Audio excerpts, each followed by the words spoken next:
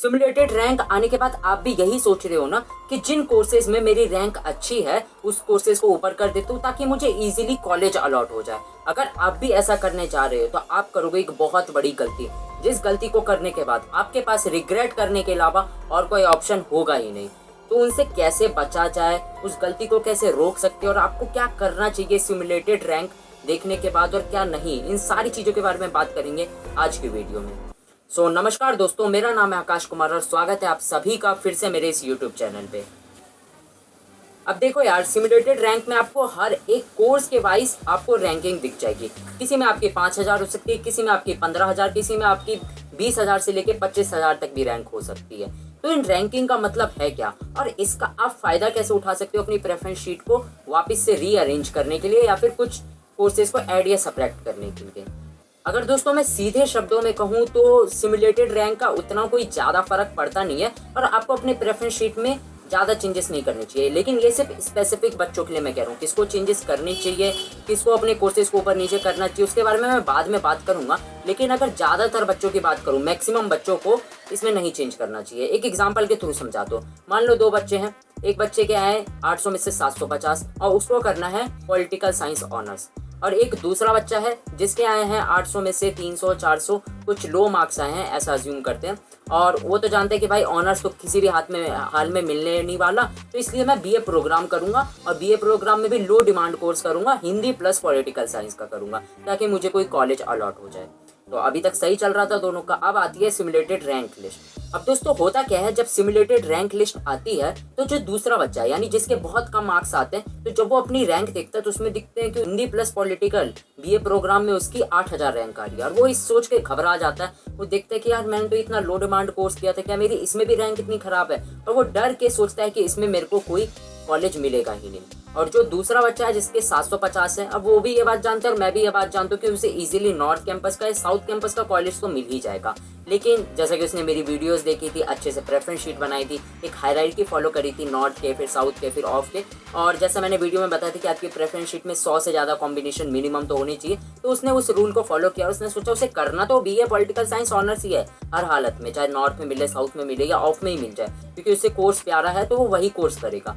लेकिन लास्ट में उसने सेफ साइड के लिए, क्योंकि उसे भी नहीं पता ना, क्योंकि देखो यार हम लास्ट तक नहीं समझ सकते कि क्या होने वाला नहीं होने वाला है, बस हम एक अजम्पशन लगा सकते हैं, प्रोबेबिलिटी लगा सकते हैं। तो उस बच्चे ने भी यही किया, उसने लास्ट में मतलब 100 कॉम्बिनेशन अगर उसने बनाए थे तो उसमें 95 या 98 पे उसने BA programme Hindi plus political रख दिया। हालांकि ये बात उसे भी पता है कि मैं करूंगा तो बीए पॉलिटिकल साइंस ऑनर्स ही, और 98 99 नंबर तक मुझे जाने की ज़रूरत ही नहीं पड़ेगी, मुझे टॉप 10 या टॉप 50 जो मेरी कॉम्बिनेशन है उसी में आराम से मिल जाएगा। बट सिमुलेटेड रैंक ये बात नहीं जानता। सिमुलेटेड रैंक का सिंपल सा मतलब होता है कि आपके कोर्स में कितने बच्चों ने अप्लाई किया है, मेरे शब्दों को ध्यान से सुनना, आपके कोर्स में कितने बच्चों ने अप्लाई किया और उसमें आपका स्टैंड कहाँ पे आप करते हो, आपका लेवल कितना, आपकी औकात कितनी है मार्क्स के बेसिस पे। अब देखो, जैसा मैंने कहा कि आपके कोर्स में कितने बच्चों ने अप्लाई किया है और आपका स्टैंडर्ड क्या है, आप कहाँ पे लाई करते हो, किस लेवल पे हो, ये बस सिमुलेटेड रैंक बताता है। अब देखो, पहले वाले बच्चे ने जिसके 750 हैं वो भी हिंदी प्लस पॉलिटिकल को डालेगा प्रोग्राम में, और जो दूसरा बच्चा है जो जानता है ऑनर्स तो मिलेगा नहीं, तो वो अपनी टॉप प्रायोरिटी पे टॉप 1 पे हिंदी प्लस पॉलिटिकल रखेगा।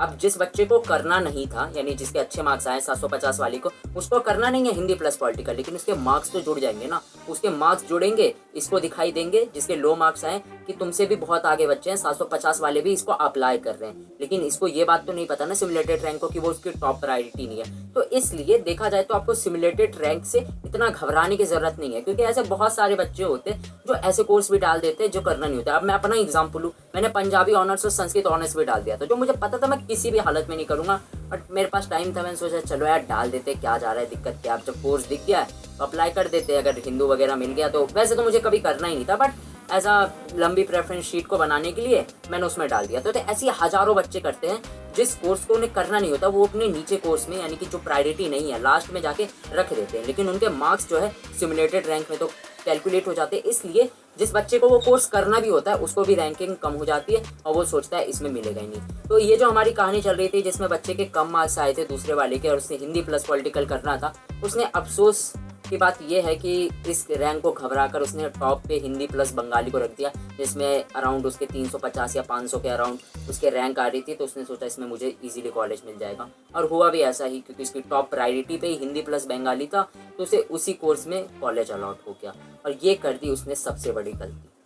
अब आप लोग सोच रहे होंगे कि ठीक है भैया, सिमुलेटेड रैंक का मतलब तो समझ गए कि ये सिंपल आपके बताते हैं कि आप कहाँ पे लाई करते हो, आपका स्टैंडर्ड क्या है, और सिमुलेटेड रैंक पे भरोसा नहीं करना चाहिए उतना।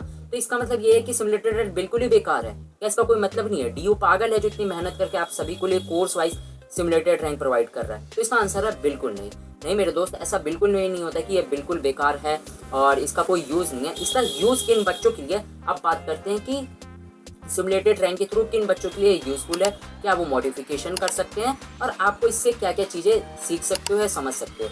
तो सबसे पहली बात करूं तो यार, रैंक जो है उनके लिए फ़ायदेमंद है जो कॉलेज को टारगेट कर रहे हैं। मान लो कोई बच्चा है हिंदू कॉलेज को टारगेट कर रहा है, वो सोच रहा है मुझे कोई भी कोर्स मिल जाए, पॉलिटिकल साइंस मिल जाए तो बहुत ही बढ़िया, हिस्ट्री मिल जाए तो भी दिक्कत नहीं, ज्योग्राफी मिल जाए तो भी दिक्कत नहीं, इकोनॉमिक्स ऑनर्स मिल जाए तो भी कोई दिक्कत नहीं, मुझे संस्कृत ऑनर्स मिल जाए तो भी कोई दिक्कत नहीं, बस मुझे हिंदू कॉलेज में जाना है। अब पता नहीं उसका है कि बस मुझे उसी कॉलेज में जाना है ऐसे, या फिर किसी का एम रहता है कि मुझे नॉर्थ कैंपस में जाना है, नॉर्थ कैंपस का कोई सा भी कोर्स मिल जाए, पॉलिटिकल साइंस मिला तो भी ठीक है, बीकॉम ऑनर्स नहीं मिला, बीकॉम प्रोग्राम कर लूंगा या कोई सा भी कोर्स कर लूंगा, बस मुझे टॉप कॉलेजेस में जाना है नॉर्थ कैंपस के। तो ये रैंक उनके लिए फायदेमंद होती है। अब मान लो एग्जांपल लेते हैं, हिंदू कॉलेज में आपकी हिस्ट्री ऑनर्स के लिए 3000 रैंक आ रही है और पॉलिटिकल साइंस ऑनर्स के लिए 4000 रैंक आ रही है। तो आप सिंपली क्या करोगे, जहां अपने पॉलिटिकल साइंस के ऊपर हिस्ट्री रख दोगे, क्योंकि चांसेस ज़्यादा है आपके कि आपको हिस्ट्री ऑनर्स में मिल जाएगा। तो इससे हम चांसेस आइडेंटिफाई कर सकते हैं और जिनके लिए कॉलेज प्यारा है, जो कॉलेज को इंपॉर्टेंस दे रहे हैं, वो कोर्स को थोड़ा ऊपर नीचे कर सकते हैं। यानी जिनमें कोर्सेज में आपकी कम रैंक बन रही है, कम रैंक मतलब कि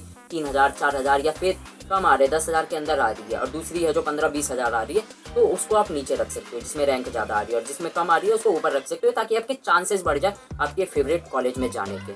अब देखो यार, सिमुलेटेड रैंक का एक और फायदा उन बच्चों के लिए है जिनके मार्क्स बहुत खराब आ रहे हैं या फिर जिनकी रैंकिंग बहुत ज़्यादा खराब आ रही है, तो कोर्सेज को ऊपर नीचे कर सकते हैं। अब किन्हें कोर्स ऊपर नीचे करना है वो अब मैं बताने जा रहा हूँ, तो ध्यान से इस बात को सुनना। मान के देखो चलो कि आपको बीकॉम ऑनर्स करना है और बीकॉम ऑनर्स में सीट है अराउंड 5000 दिल्ली यूनिवर्सिटी में। अब कितनी है ये देख लेना है, मैं अज्यूम कर रहा हूँ, ठीक है, आप गूगल पे जाके देख सकते हो। ऐसा अज्यूम करके चलते हैं कि 5000 सीट है और आपकी रैंक कितनी आ रही है, 50,000 रैंक आ रही है। तो आपको लग रहा है कि किसी भी हालत में, मान लो अगर किसी को नहीं भी करना होगा, 45,000 बच्चों ने लास्ट में रखा होगा बीकॉम ऑनर्स को, और 45,000 बच्चे इस कोर्स को प्रायोरिटी पे नहीं रख रहे होंगे, ऐसा बिल्कुल भी नहीं है। इसका मतलब साफ साफ ये है कि दिल्ली यूनिवर्सिटी में बीकॉम ऑनर्स तो आपको किसी भी हालत में नहीं मिलना वाला, चाहे नॉर्थ कैंपस हो, साउथ कैंपस हो, ऑफ कैंपस में, यहाँ तक कि इवनिंग कॉलेजेस में भी नहीं मिलेगा। तो सिमुलेटेड रैंक से आप इस बात का अंदाजा लगा सकते हो कि किस कोर्स में मुझे किसी भी हालत में मिलेगा ही नहीं, और कौन से कोर्सेज ऐसे हैं जिनमें मुझे चांसेस है। अब मान लो अगर यही वाला बीकॉम ऑनर्स का ही सिनेरियो ले, अगर 25-30 हज़ार सीटें होती है पूरी दिल्ली यूनिवर्सिटी में, जो कि ऐसा बिल्कुल भी नहीं है, बट अज्यूम करके चलते हैं, अगर 25-30 हज़ार सीट होती और आपकी रैंक आ रही है, मान लो 30,000 सीट है, आपकी रैंक आ रही है 35,000, 38,000, 40,000, तो एक पल को हम कह सकते थे कि यार 10,000 बच्चे आपस में इधर उधर छट जाएंगे, किसी का फॉर्म रिजेक्ट हो जाएगा, बहुत सारे बच्चे उसे प्रायोरिटी पे नहीं रखेंगे। लेकिन इतना बड़ा मार्जिन, तो इससे आप ये समझ सकते हो सिमुलेटेड रैंक से कि अगर बहुत ज़्यादा मार्जिन है तो उस कोर्स को आप टारगेट ही मत करो और उस कोर्स को नीचे रख दो। और ये बिल्कुल सही स्ट्रैटेजी है। या जहाँ पे आपको लग रहा है कि कोई चांस ही नहीं है, सीट है 5,000, आपकी आ रही है 50,000, 60,000 रैंक, कहाँ मिलेगा उसमें कोर्स, कोई चांस नहीं है मिलने का। और अगर आपको है कि नहीं मुझे रखना है कोर्स को, तो रखो भी, तो ऐसे कॉलेजेस को रखो जहाँ पे आपको थोड़ा चांस है मिलने के। अब नॉर्थ का सोचो कि बीकॉम ऑनर्स करूँगा, वो भी हिंदू हंसराज या SRCC से करूँगा, तो किसी भी हालत में नहीं मिलने वाला है। उम्मीद करता हूँ आपको समझ चुके होंगे कि सिमुलेटेड रैंक का मतलब क्या होता है, इसे यूज़ कैसे करना है अपनी प्रेफरेंस शीट के लिए, और क्या गलती थी जो हमें नहीं करनी है। अब देखो यार, आप लोग तो लकी हो, आपको वीडियो मिल गई, आप लोग समझ जाओगे। मेरे टाइम पे तो इतना कोई था भी नहीं, और लोग क्या ही समझाते आप तो जानते ही हो। तो अगर आपको वीडियो अच्छी लगी हो तो यार वीडियो को एक बार लाइक कर देना। बाकी हाँ, एक और चीज़ बतानी थी कि अगर आप जानना चाहते हो कि इस बार सेफ स्कोर क्या होने वाला है और आपको क्या फर्स्ट अलॉटमेंट में कॉलेज मिलेगा भी या नहीं, तो अगर इस पर आपको एक वीडियो चाहिए तो कमेंट बॉक्स में बता देना, मैं उस पर वीडियो बना दूंगा। अगर आप चाहोगे तो ही मैं बनाऊंगा, तो आप कमेंट सेक्शन में मेरे को बता देना इस बारे में। बाकी अगर और भी कोई डाउट है, दिक्कत है, समस्या है, कमेंट बॉक्स आप ही लोगों के लिए, आप पूछो, मैं वहाँ पे आपको रिप्लाई करूँगा। बाकी चैनल को सब्सक्राइब कर लेना, क्योंकि और भी ज़्यादा इंपॉर्टेंट वीडियोस अब आने ही वाली है। सिर्फ कॉलेज तक नहीं, कॉलेज लाइफ में आपको कैसे आगे अपने आप को इम्प्रूव करना है, पर्सनैलिटी डेवलप करनी है, उन सारी चीज़ों के बारे में बात करेंगे।